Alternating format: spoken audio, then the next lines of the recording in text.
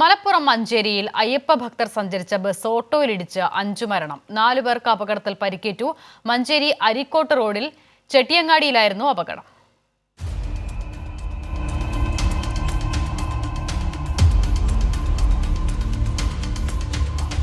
വൈകുന്നേരം 6 മണിയോടെയാണ് സംഭവം.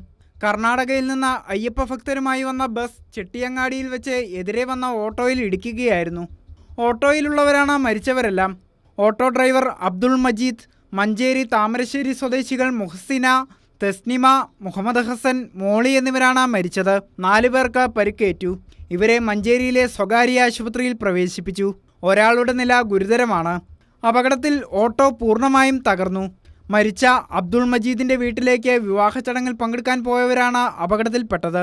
മൃതദേഹങ്ങൾ മഞ്ചേരി മെഡിക്കൽ കോളേജിൽ സൂക്ഷിച്ചിരിക്കുകയാണ്. നാട്ടുകാരും പോലീസും ചേർന്നാണ് രക്ഷാപ്രവർത്തനം നടത്തിയത്. കൈരളി ന്യൂസ്, മലപ്പുറം.